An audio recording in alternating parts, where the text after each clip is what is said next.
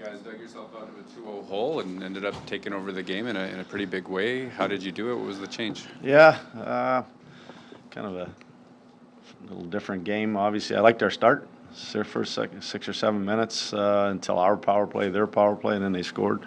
Then they kind of took over the rest of that first, and we got going again in the second, and there was a little bit of kind of up and down there. They scored again on their power play, but the big thing for me in the third, we had a big kill.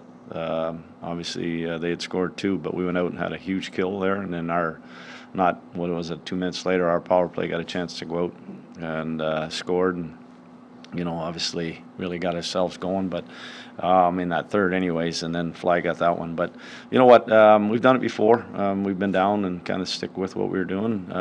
We knew our forecheck, if we got on it, we were going to have, we were going to get opportunities, and saw it with Scheif's line. They went out and did it. Obviously on the first goal, us getting in and hounding them, making the plays, Casey finding that hole in the high slot. The next one was a real nice play by Fly there, tipping that into Scheif on the speed. So, just staying in the game more than anything. And I just thought our second period was real good after, not really being at our best for the whole 20 in the first. Scheifele said that it was really key to sort of stick to the way that you guys had been playing, not get away from it. And he and a lot of the big guns made those big plays. So how did they do it? Why is it so important to stick to your style? Well, I think that's one of the things that this group has really grown over the last few years, is that as we get down 2, we don't panic. We don't start cheating. We don't start trying to do things that are away from sort of our structure, and we kind of stick to what we do best. And our offense always comes from that. And it was try to stay at what we were doing, get Ottawa to make a mistake, and they did, and we capitalized. Once we got the first crowd get into it, kind of changed. Our bench kind of got going. It was really, we had some guys that didn't play a whole lot with all the power plays kind of on both sides, and so it really got us back into kind of a rhythm, and we got going, and it was a real solid second. You credited the big kill that you guys got at the end. I don't know how open you are to sort of breaking down the 2 that went in. It seemed like maybe it had been, great Ottawa plays, but maybe a bit easier than you'd like it to be for them as well. Yeah, we kind of got obviously in the first one there. We got caught. It was a bang play, kind of like what we did to them on our power play goal, that low play, and that you have to be ready for that. Or obviously those low plays, you got to be down and take that ice away. Second one, that was a quick shot. I don't know if everybody was expecting that to come, and I don't think that Helly even saw any of that as it came in. But they weren't. You don't want to give up goals, obviously, but that's a pretty dangerous power play over there too. And they had some looks, and like I said, at the end of the day, it's all about timing. And the timing for us, we had a kill at the right time in the third period, and that was the big difference. And then on the flip side, Scott, how's your power play continue to add wrinkles and be so effective? I think obviously when Davis, we talk a lot about sort of, there's certain things that we've talked at the very start of the year about what we always wanted to do, and whether that was face-off, retrievals or entries, and, our attack mentality. The one thing we got to see is kind of how they were killing. Even though we looked at them from their last few games, we saw it live on the first few, and that kind of set up what we wanted to do on the next 2. And, when Fly got that chance down the goal line to jam it a couple of times, that kind of opened up some stuff for us, and then the seam play opened up and the back door was there. So it's just kind of those guys also recognizing, when the opposition is in certain spots, it's open a hole. It's 5 against 4. It's opening up a spot somewhere, and that's what these guys have done a great job of finding those holes. And what do you think the way D handled things, playing without Hayden today and without Dylan still? Yeah, there's obviously Stan coming back.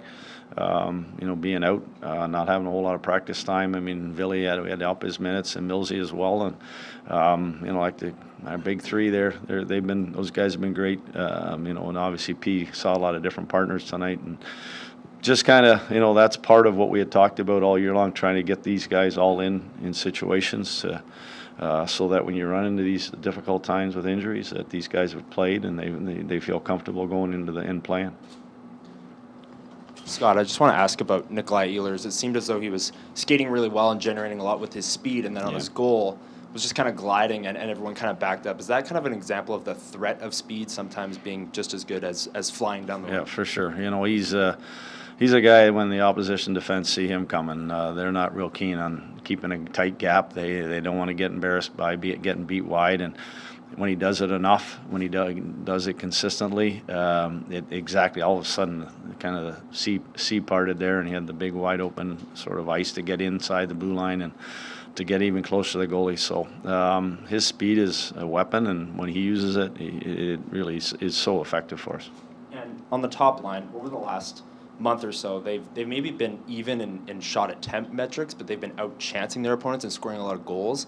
Is the emphasis for that line to hold on to the puck a lot like you saw in Kyle Connor's first goal and maybe wait for that high-danger chance to pop up rather than throwing a low-danger chance on net? I think there's a little bit of mix of who we're playing against in the sense of how they defend. When we see man-on-man teams, there's a different look that we kind of throw.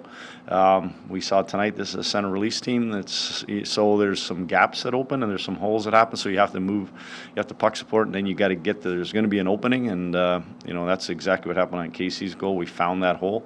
So those guys, they're pretty. Their hockey sense, their ability to kind of see what's in front of them and what's being sort of presented to them by the other team, how they're trying to defend us. That's what they do so well. They do a great job of close support. Gabe does a great job of being around the net front that distracts probably the goaltender and probably a defenseman. And then Casey and Scheif, they get on the move there. They do a pretty good job when they're cycling and finding open lanes. Maybe you said everything there, but I was thinking Tavares talked about that line being, as elite as anyone in the league. Scheif's got more goals this month than anyone else in the league. They're way high up there in points. Just an opportunity I wanted to offer you to kind of wax poetic about the weapon that you have with that top line. Nope, not talking about them. Nobody knows about them. I'm keeping it nice and quiet. No, but we'll sit in here, and if we're going to play Colorado in a couple of games there, we're going to talk about McKinnon and those guys, that line, McDavid, especially when Draisaitl's playing there. There's some big lines. Matthews, when him and when he's on his line, there's some great lines around this league, and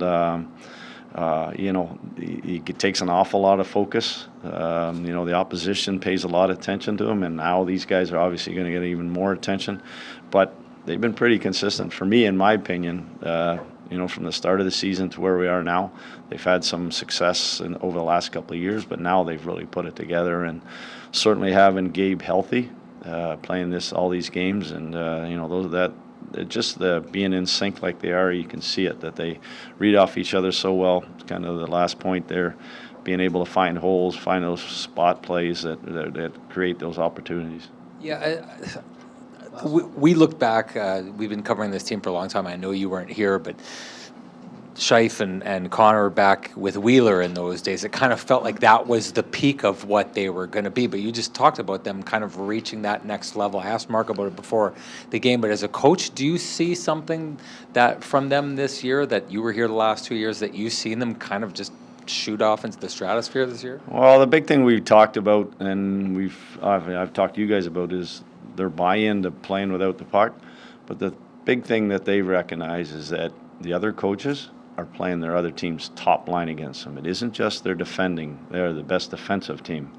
The best defensive line. They're going head to head with their elite players against them, and that's kind of been my kind of challenge to them. Okay, here you go. Now you're not just seeing Adam Lowry every shift. You're seeing the other team's top line. Now you got to go be better than them, because if you don't, they're going to be scoring against you. They're going to get opportunities against you, and that's kind of the buy-in, is they're recognizing if it's tonight, whoever they're matching up against, if they're better than they are defending, they're going to have the puck more, and that whatever that top line is, they're going to have to spend time in their end of the rink. And for me, you love to see that. You love to see when your top line is going head to head and you're making them defend all night, and those guys are getting chances. Scheif, Casey, Gabe are getting chances offensively.